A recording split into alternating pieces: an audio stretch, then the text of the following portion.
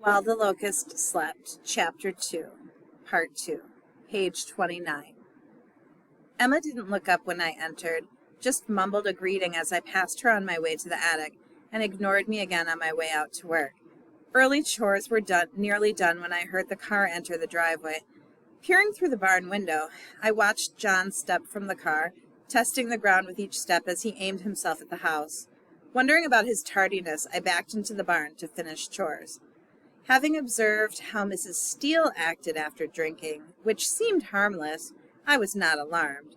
Mrs. Steele, matron of C-16, was quiet, never abusive to me, appearing comical at times, especially upon emerging, unsteadily, from extended seclusion in her apartment.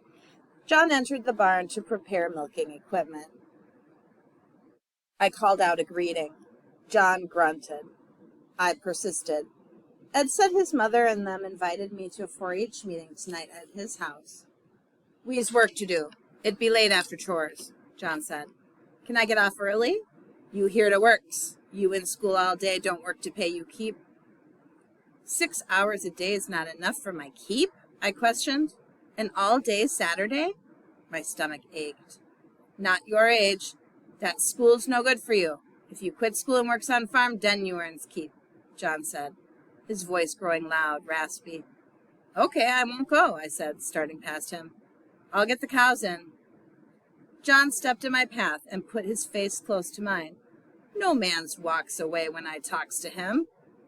I jerked my arms defensively up and quickly stepped away from John. A flinch honed at the state school. He stepped forward. I tell you everything. You so stupid. You still do nothing right. John yelled so loud Emma could have heard him in the house. You don't to needs high school. I've 5 grades myself. I's highborn German. The best. His face was rigid, and his right arm waved close to me. I didn't move.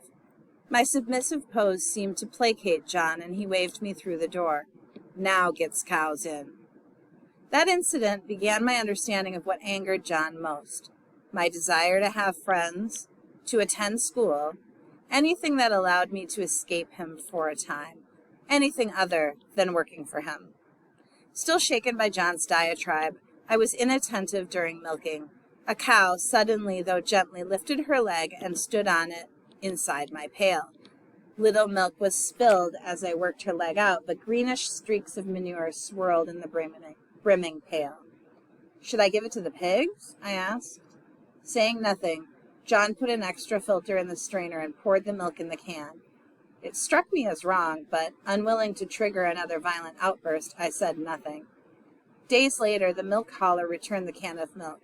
Instead of giving 1 pail of milk to the pigs, John had to give a full can. 2 more weeks passed. John was tolerably quiet, but seemed to be smoldering inside. I walked with Ed from the school bus. Think you could go to a 4-H meeting tonight? Ed asked. Mrs. Benson is a leader and makes the bushes go. Ma told me to ask you. She says you need to get out, and I think you should come. I'll try, but don't expect me, I said. Hell, if you can, come to my house and go with us. It's at the Martins. Ed went up his driveway, and I continued home. The sedating babble of the creek soon lured me to sit and listen. A squirrel scampered up a nearby oak. When the squirrel disappeared on the hidden side of the trunk, I tossed a stick and the squirrel flicked off. Suddenly realizing I had lingered, I hurried on to the farm. Turning into the driveway, I stiffened with fear. John stood near the house, staring at me with his head cocked. I moved to step around John on my way to the house, but John's arm shot out, stopping me. You're late. His eyes burned from a stony face. I tried to move around his arm toward the house. I have to change clothes for chores. He grabbed me by the shoulders, spun me violently to face him, then pulled me into his chest in a tight, bear hug. I grunted as John squeezed me nearly breathless. I tried to scream, but John squeezed harder. When I talks, John screamed, don't you ever turn your backs on me, bastard! I managed to bring one arm over John's arm to shield my face. For a frightening moment, he squeezed even harder as though to crush me. Then the world spun as John threw me like a sack of feed. Landing on hands and knees, I scrunched on my belly. The mauling more terrorized than hurt me. and though able to move, I didn't at first. Abusive staff at the state school seemed satisfied if I appeared weak or injured after their attacks. Watching from side vision, I waited until John's shoes backed off.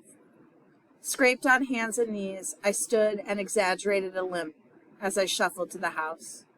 At the door of the house, I was forced to stop but did not look back. "You to come right home," John yelled.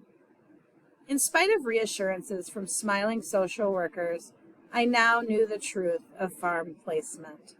Social workers, apparently, felt it unnecessary to tell farmers how to treat orphans, or to tell orphans how to live with guardians. Emma looked up from near the stove as I entered. "Your pants is torn," she hissed off the side of her mouth. "And you're mighty dirty for sittin', doin' nothin' in school all day. Not enough I cooks for you and wash your clothes, I have to mend after your foolishness, too." "John did that," I said, pointing to a hole in my pant knee. "If'n you'd work harder and not be traipsin' off to school, he wouldn't do that," she said, turning her back to me. My life seemed darker than it had since the night Mr. Kruger tore me from my bed and I had first learned the meaning of terror.